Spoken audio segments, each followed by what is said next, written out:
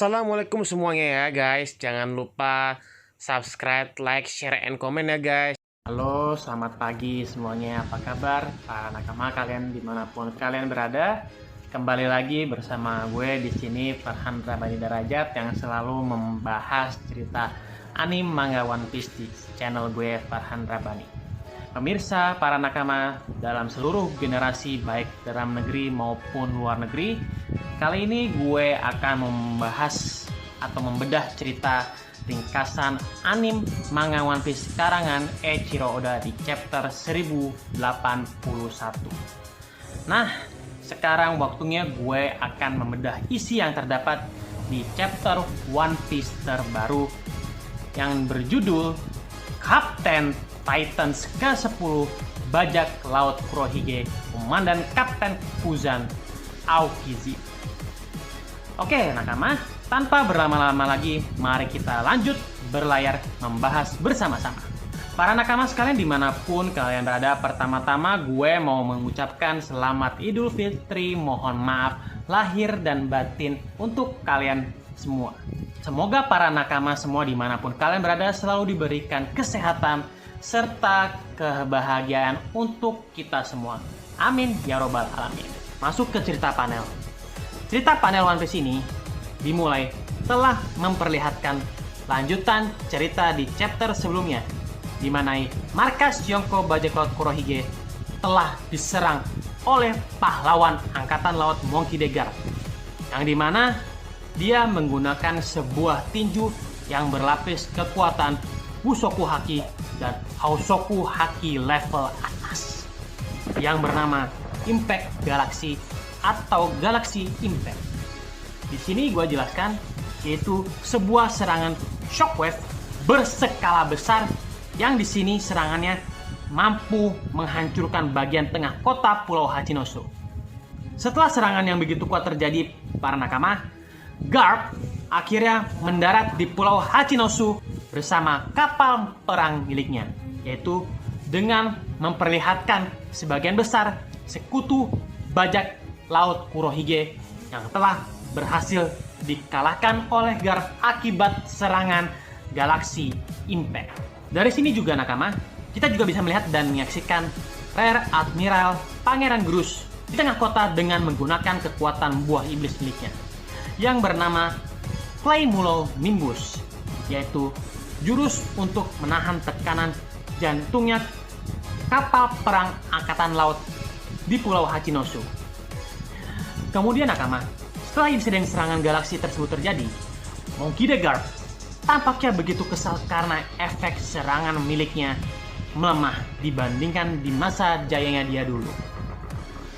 Dan di sini Garp mengatakan jakapan bahwa kekuatan dia selemah ini. Dari sini nakama, dialog tersebut mengisyaratkan kepada kita semua betapa kuatnya Monkey D. Garp selaku kakek dari kapten tercinta kita Monkey D. Luffy pada saat dia masih muda. Lalu ketika di usia senja, efek serangan impact-nya masih begitu dahsyat. Sampai-sampai nih nakama, sekutu bajak laut Kurohige terkejut setelah mendengar perkataan Garp, dikarenakan Galaxy Impact yang sekarang ini mampu menghancurkan banyak kapal perang bajak laut Kurohige dan menghancurkan bagian tengah kota Pulau Hachinosu. Kemudian di cerita ini, gue berpikir Garp di masa mudanya sangatlah kuat sebagai saingan kelompok bajak laut maupun raja bajak laut di dataran New World. Tampaknya di sini Garp ketika masa jayanya dia mampu menghancurkan satu pulau dengan pukulannya. Dikarenakan Don Chinchou pernah berkata, satu pukulan Garp mampu menghancurkan 8 gunung sekaligus. Lalu cerita panel ini masih berlanjut. Setelah Garp selesai berbicara, para anggota SWORD nampaknya menyadari kedatangan Garp di Pulau Hachinosu. Dan di sini nakama, kita bisa melihat dan menyaksikan Obi, Hibari, Pangeran Grus, dan Kujaku datang ke tempat Garp berada. Dan di sini pula kita juga bisa melihat Tashigi dan Helmeppo di atas kapal tampak gembira melihat rekannya yaitu Kobe selamat dari cengkraman kelompok bajak laut Kurohige.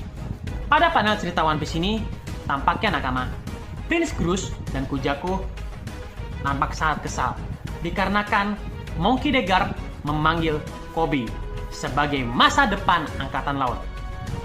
Dan kekesalan tersebut ditambah karena saat ini Kobe telah tertangkap oleh bajak laut Blackbird atau yang disebut Kurohige atau dalam bahasa Indonesia yaitu bajak laut jenggot hitam. Tidak berselang lama, Kobe sampai di posisi Monkey D. Garp. Hal yang mengejutkan pun terjadi. Selain Kapten 4 Titan kelompok bajak laut Blackbird yang dikenalkan pada chapter sebelumnya yaitu Shiryu, Avalo Pizarro, Vasco Shot, dan San Juan Wolf. Ternyata nih nakama, ada satu kapten komandan Titan lain yang berada di Pulau Hachinosu. Siapakah dia? Dia adalah sosok yang menyerang Hibari hingga membeku. Dan orang tersebut yaitu merupakan mantan Admiral Angkatan Laut Kuzan Aokiji. Hal tersebut tidak terduga, dikarenakan ya nakama, semua orang sebelumnya berpikir jika mantan Admiral Aokiji saat sekarang ini menuju Pulau Egghead. Siapa sangka nih nakama, pada chapter 1081 mantan Admiral Aokiji atau Kuzan berada di Egghead sebagai sosok yang mengawasi keberadaan Kobe di Pulau Bajak Laut. Di sini nih, Kuzan tidak akan membiarkan Kobe pergi dari Pulau Bajak Laut karena ini merupakan perintah dari Marshal Detach Kurohige. Dan seperti para nakama, pertarungan Monkey D. Garp versus Kuzan tidak bisa dihindari lagi oleh kedua belah pihak. Poin cerita selanjutnya yaitu tentang kisah mantan Admiral Aokiji. Di cerita ini sebelum bertarung melawan Vice Admiral Garp, chapter terlebih dahulu memperlihatkan sebuah cerita flashback Kuzan post time skip 2 tahun yang lalu. Setelah perang hebat di markas Angkatan Laut antara Admiral Aokiji melawan Akainu dengan tujuan untuk menentukan fleet admiral selanjutnya atau pangkat terpaling tertinggi admiral selanjutnya. Awal pertemuan Kuzan di sini juga dijelaskan ada pertemuan awal Kuzan dengan Kapten Yonko Kurohige. Pada cerita panel ini diperlihatkan suatu pulau dunia baru. Sebagian besar bajak laut Kurohige yaitu San Juan Wolf, Dokyu, dan Vasco Shot telah dikalahkan oleh mantan Admiral Aokiji. Namun, Kurohige tidak menggunakan Gura-Gura no Mi untuk menyerang Kuzan. Dikarenakan hal tersebut akan membunuh anak buahnya. Di sini nakama, tampaknya Aokiji juga menyadari kedatangan Teach dan pasukannya ke tempat dia berada. Kemudian cerita panel ini juga nakama diperlihatkan ketegangan yang terjadi antara Teach dan Kuzan. Namun di sini siapa sangka nakama, mereka semua pada akhirnya tidak melakukan pertarungan satu sama lain. Mereka justru berpesta menikmati sake bersama di bar tempat Aokiji berada. Nah, nakama kemudian di saat pesta sake berlangsung, Aokiji bercerita kepada bajak laut Kurohige tentang pertarungannya melawan Akainu. Dan di sini nakama diketahui pula Aokiji membenci Akainu karena Akainu merupakan pengguna kekuatan buah iblis magma. Itulah kenapa pada di cerita panel sebelumnya Aokiji hanya menyerang satu angkatan laut yaitu Hibari yang kemungkinan ya nakama merupakan anak dari Admiral Akainu. Karena di sini Hibari dan Akainu sama-sama menggunakan logat nama yang sama. Poin cerita selanjutnya yaitu pria memiliki Rod Ponel Gift terakhir. Cerita ini masih berlanjut. Aokiji melanjutkan ceritanya tentang pertarungan dia dan Akainu. Di sini pula Aokiji mengatakan bahwa dia kehilangan satu kaki karena pertarungannya melawan Akainu 2 tahun yang lalu. Di sini pula ada Avalo Pizarro dan dia bertanya kepada Aokiji, apakah Aokiji menghancurkan tangan Akainu? Lalu Aokiji menjawab, kalau dia hanya memukul Akainu dengan sangat keras sehingga tubuh milik Akainu penuh dengan luka-luka. Itulah kenapa nakama sekalian dimanapun kalian berada, saat sekarang ini Fleet Admiral Akainu memiliki bekas luka di tubuhnya. Hal tersebut dikarenakan efek pertarungannya melawan Kuzan. Oke para nakama, sedikit tambahan cerita. Ada sedikit tambahan cerita. Seperti yang perlu diketahui nakama, momen Aokiji diperlihatkan kehilangan kakinya, di mana One Piece itu baru terjadi pada chapter terbaru, yaitu chapter 1081 ini.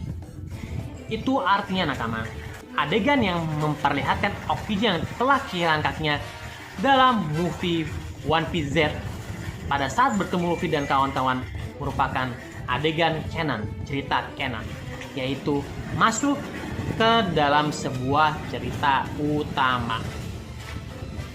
Kemudian nakama, cerita panel One Piece ini masih berlanjut. Di saat Aokiji berbicara, ada kru bajak laut Kurohige lagi, Katarina Devon.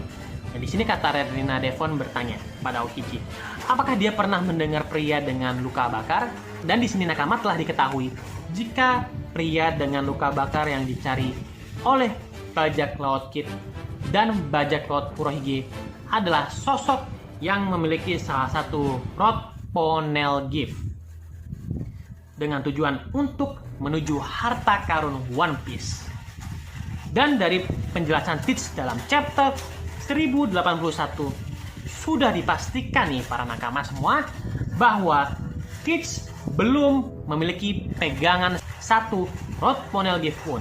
Dan Teach pun baru mendapatkan 3 Poneglyph setelah dia mengalahkan Trafalgar di Waterloo, di Pulau Pemenang atau di Winner Island.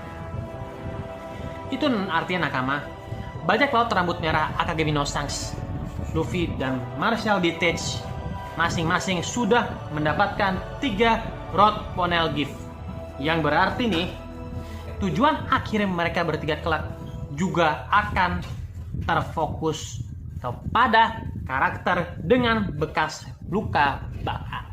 Kemudian cerita panel ini berlanjut. Di sini, Laffite selaku masih anggota kelompok Kurohige menjelaskan jika orang tersebut pria dengan bekas luka berkeliling menggunakan kapal hitam, yaitu kapal Jet Black, yaitu sebuah kapal yang mampu membuat kapal musuh ditelan oleh pusaran. Lalu Laffite menambahkan jika pria dengan bekas luka bakar kemungkinan menggunakan kekuatan buah iblis. Dan di sini nakama kita juga mengetahui 2 informasi menarik dari Shiryu dan Aokiji. Di sini Shiryu mengatakan jika rod Poneglyph terakhir dimiliki pemerintah, maka itu artinya para bajak laut tidak akan pernah mencapai One Piece, sebuah harta karun berharga. Dan di sini juga Aokiji juga menjelaskan jika di Ohara 20 tahun yang lalu juga terdapat 1 Poneglyph. Namun Aokiji tidak menjelaskan secara rinci maksud dari perkataan Aokiji tersebut. Justru Aokiji berbicara sedih tentang Nick Robin dan kehilangan seorang sahabat dalam insiden tersebut. Sebelum cerita panel berlanjut para nakama, gue sendiri akan membahas mengenai sosok yang memiliki rod Poneglyph terakhir. Karena pada chapter 1081 terdapat 2 indikasi kepemilikan dari rod Poneglyph. Di antaranya adalah pemerintah dunia dan pria dengan bekas luka bakar. Seperti yang dijelaskan Laffite, sosok tersebut identik dengan kapal hitam dan pusaran air raksasa atau badai. Kalau diasumsikan nih nakama, sosok tersebut bisa saja Monkey D. Dragon, dikarenakan Dragon merupakan sosok misterius yang memiliki kapal hitam. Setiap kemunculannya menandakan badai. Dan pada chapter 1066, Monkey D. Dragon juga mengatakan dia tidak akan membiarkan kematian Dr. Clover dan Ohara sia-sia. Jadi nih nakama, bisa diasumsikan jika Monkey D. Dragon di sini kemungkinan bekerja sama dengan Jaguar de Sao dengan berperang sebagai pria dengan bekas luka, dengan tujuan untuk menjaga rod Poneglyph terakhir, yang saat ini nih nakama kemungkinan berada di Elbaf. Namun, indikasi lain justru mengarah ke dialog Sirius, yang di sini mengatakan pemerintah dunia adalah orang yang kotor. Kalau di sini pemerintah dunia merupakan pemegang Rold Poneglyph terakhir, yang artinya ya, sekali lagi, bisa dipastikan bajak laut tidak akan dibiarkan atau mendapatkan sebuah harta karun bernilai berharga, yaitu harta karun One Piece. Itu artinya nakama butuh kekuatan besar untuk mengambilnya secara paksa. Nah, nakama, bagaimana menurut kalian? Tampaknya kini semua plot cerita tertuju kepada sosok pemilik Rold Poneglyph terakhir, yaitu kekuatan besar di One Piece. Semuanya sedang mencari Rold Poneglyph tersebut, seperti Akagami no Shanks, Kurohige, Monkey D. Luffy, bahkan pemerintah dunia. Itulah sebabnya Eustass, Captain Kidd, dan Trafalgar di laut dikalahkan setelah Arc Wano Kuni. Karena panggung utama untuk mendapatkan Poneglyph terakhir adalah panggung dari Akagami no Shanks, Marshall D. Teach, dan Monkey D. Luffy, yang mereka sama-sama memiliki gelar Yonko bajak laut, yaitu bajak laut penguasa lautan yang memiliki armada tertentu. Dan tadi para nakama, gue menambahkan jika tadi kemungkinan Rold Poneglyph terakhir berada di Elbaf. Jadi bisa saja juga saat ini Rold Poneglyph terakhir disembunyikan oleh Monkey D. Dragon. Menarik bukan para nakama sekalian dimanapun kalian berada? Mari kita akan tunggu kebenaran yang akan terungkap di cerita-cerita selanjutnya para nakama. Oke para nakama, kembali ke cerita panel dan cerita ini masih berlanjut. Di saat Kuzan menceritakan hal sedih tentang Nico Robin, kita bisa melihat dan menyaksikan Laffy meminta Kurohige untuk mengambil kekuatan Kuzan. Sekarang juga karena Kuzan tidak berada di kondisinya yang menguntungkan. Namun Kuzan menyadari hal tersebut, sehingga membuat dia marah. Sampai-sampai nih menyerang bawahannya Teach yang membuat Apollo Pizarro Vasco Shot berubah menjadi beku. Kemudian Teach tampaknya menyadari sesuatu terhadap Kuzan, dan Teach justru meminta maaf atas kelakuan anak buahnya karena telah berkata kotor. Dan di sini justru pada di momen ini Marshall D. Teach akhirnya mengajak Aokiji alias Kuzan untuk bergabung dengan bajak lautnya. Karena Teach menjelaskan jika bajak laut miliknya memiliki tujuan yang sama dan mereka dipersilahkan untuk memiliki tujuan pribadi masing-masing dan untuk menjalani jalannya masing-masing. Lalu cerita panel ini berpindah ke Pulau Hachinosu, di mana pertarungan antara Monkey D. Garp melawan mantan Admiral Aokiji, guru versus murid sesama angkatan laut. Sebelum pertarungan ini dimulai, Monkey D. Garp meminta Kuzan untuk melepaskan Hibari dan Koby. Lalu dia meminta Kuzan kembali ke angkatan laut.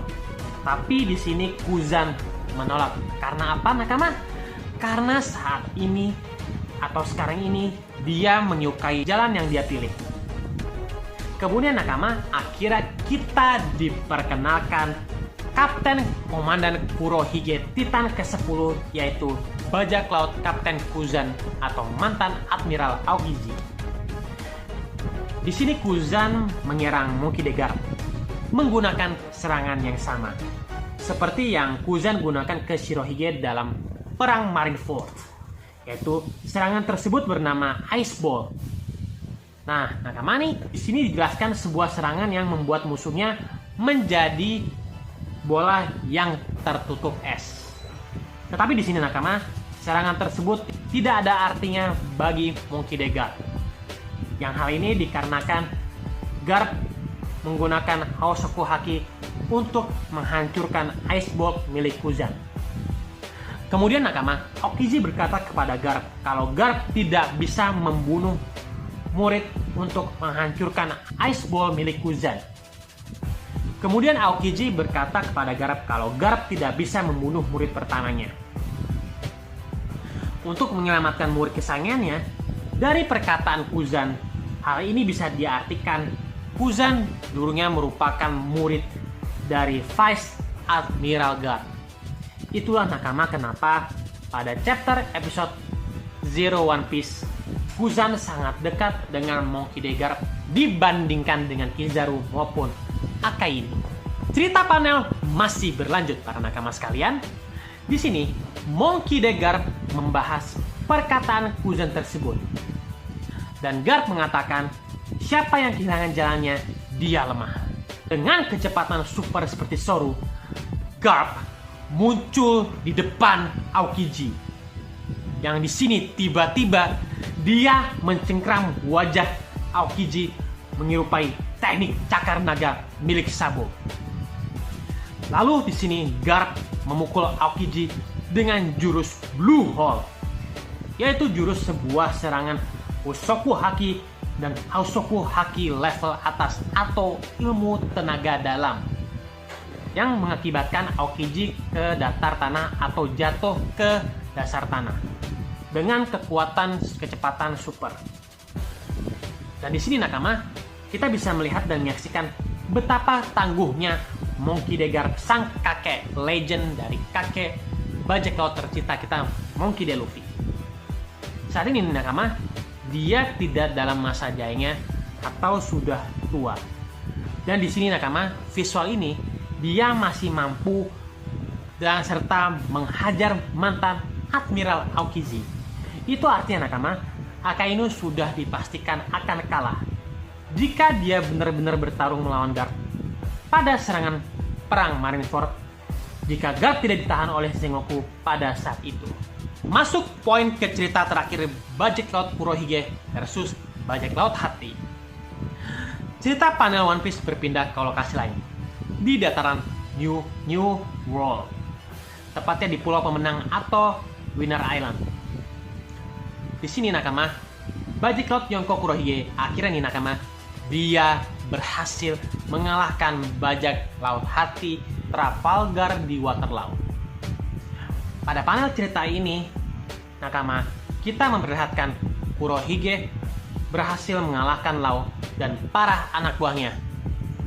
Dan di sini, Kurohige mengatakan jika Law tidak bisa lagi menyebut dirinya sebagai bajak laut, dikarenakan nih nakama, kapal Polar Tank milik kelompok bajak laut Hati telah dirusak dan ditenggelamkan oleh bajak laut Kurohige, sehingga membuat anak buahnya terkapar di dasar laut atau dibikin babak belur oleh bajak laut Kurohige.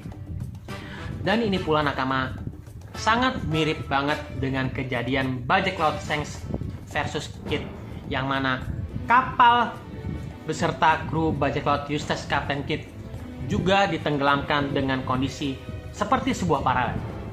Lalu cerita panel lain memperlihatkan Trafalgar di Waterloo sedang terbaring dalam kondisi sekarat atas kekalahannya melawan bajak laut Kurohige. Kemudian Teach bertanya kepada Law, harus aku apakan dirimu? Aku harus jual buahmu atau aku harus menggunakan kekuatan OP no Mi milikku untuk membuatku menjadi makhluk abadi? Lalu dari sini, Teach tampaknya sangat marah kepada Law dikarenakan Law mampu membuat kerusakan yang lumayan parah di tubuh Teach. Kemudian pada saat Teach berbicara kepada Law secara tiba-tiba dengan menggunakan sebuah obat yang diciptakan oleh Tony Chopper, dan tanpa adanya bulan purnama, si Beppo, salah satu wakil dari bajak laut Law atau sahabat Law yang karakternya dianggap lucu oleh para penggemar pembaca One Piece dimanapun kalian berada, dia berubah menjadi sulong raksasa yang sangat ganas hingga akhirnya menyerang Teach serta Van Auger secara bersamaan, sehingga membuat Teach terhempas hingga berdarah. Di momen Teach dan lain-lainnya tersungkur, di sini nakama, Beppo memanfaatkan peluang tersebut dengan cara menyelamatkan Trafalgar di Waterloo. Lalu mereka akhirnya kabur ke laut. Dan di sini para nakama sekalian, kita bisa melihat dan menyaksikan nih, tekad Beppo benar-benar sangat kuat yang dia sedang berusaha menyelamatkan laut dari kematian atau dari cengkraman bajak laut Kurohige. Kemudian para nakama sekalian dimanapun kalian berada, narator One Piece mengatakan dunia baru, pulau pemenang Winner Island, bajak laut Trafalgar di Waterloo, dan bajak laut hati telah dikalahkan sepenuhnya. Lalu nakama, cerita panel ini ditutup dengan memperlihatkan Beppo sedang berenang di laut yang kabur dari bajak laut Kurohige untuk menyelamatkan Trafalgar di Waterloo. Oke para nakama, sedikit membahas. Saat berenang di sini, Beppo berbicara kepada Trafalgar di Waterloo. Dia akan membawanya ke pelabuhan Frigate yang berada di arah utara. Pelabuhan Frigate merupakan kampung halaman dari Sachi dan Penguin yang merupakan anggota kru bajak laut Trafalgar di Waterloo yang telah dikalahkan oleh Kurohige. Dan juga berasal dari tempat tersebut. Kemudian nakama, cerita tambahan berlanjut dari apa yang diperlihatkan pada chapter 1081. Di sini nakama, sudah dipastikan bajak laut hati sudah dimusnahkan atau dikalahkan. Sama seperti bajak laut Eustace Captain Kidd. Seperti yang gue sebutkan atau gue dijelaskan di video-video cerita sebelumnya. Jika Trafalgar di Waterloo, Eustace Captain Kidd sama-sama dikalahkan oleh Yonko Shanks dan Kurohige. Hal ini tahu nggak nakama? Dikarenakan panggung untuk cerita One Piece Final Saga nantinya akan terfokus pada kapten tercinta kita, yaitu Monkey D. Luffy, Akagami no Shanks, dan Marcel D. Teach alias Kurohige, bukan untuk Kidd maupun Trafalgar di Waterloo. Nakama sekalian dimanapun kalian berada nih, dari apa yang terjadi kepada Trafalgar di Waterloo dan Eustace Captain Kidd, ya kasihan sih kalau mereka dikalahkan oleh kedua Yonko bajak laut ini. Ya apa boleh buat, ini sih merupakan skenario dari Eiichiro Oda untuk menceritakan bahwa mereka harus kalah di dataran negeri New World akibat kekalahan dari dua Yonko bajak laut. Dan di sini juga nih nakama, di sini mengisyaratkan jika Yonko masih menjadi sosok yang menakutkan di dunia baru atau sosok bajak laut penguasa lautan di dunia baru yang memiliki banyak aliansi tertentu. Walaupun mereka berdua baru saja mengalahkan Yonko Big Mom, tapi tantangan mereka setelah Wano Kuni justru lebih berbahaya, sehingga membuat hidup mereka di ambang kematian. Itu artinya nih nakama sekalian dimanapun kalian berada, dari 3 kapten yang telah mengalahkan Yonko di Onegashima, 2 di antaranya telah kalah sebelum Final Saga. Itu artinya ke depannya nih nakama, kita akan melihat agar cerita ini berfokus kepada nasib Luffy maupun kawan-kawan. Karena saat sekarang ini nih, pemerintah dunia, angkatan laut beserta admiral, Gorosei pemerintah dunia, dan 100 kapal perang sedang menuju ke tempat kapten tercinta kita, ke Pulau Egghead. Jadi layak untuk ditunggu apa yang akan terjadi pada Luffy maupun krunya sendiri maupun teman-temannya sendiri. Apakah dia berhasil kabur atau bernasib sama seperti Law dan Kid. Tapi bagi gue tetap ingat satu kunci, Kapten Luffy merupakan mata badai yang akan menciptakan keajaiban dalam sebuah kemustahilan, sesuai dengan dirinya yang kini adalah sosok Sangatnika, yaitu sosok yang akan membawa kebebasan yang dijuluki The Next Joy Boy selanjutnya. Oke nakama, minggu depan komik One Piece libur dikarenakan Festival Golden Week di Jepang, dan Oda Sensei kembali istirahat sejenak. Tapi untuk para nakama semua, tenang, untuk kalian semua gue akan selalu hadir untuk kalian semua yang akan selalu membahas cerita anime One Piece. Oke, segitu dulu dari cerita-cerita yang gue bahas di cerita One Piece kali ini. Semoga cerita ini bisa terhibur untuk kalian semua. Mohon maaf apabila ada kesalahan dan kekurangan. Sekian, konnichiwa nasan, sayonara nasan, and assalamualaikum warahmatullahi wabarakatuh.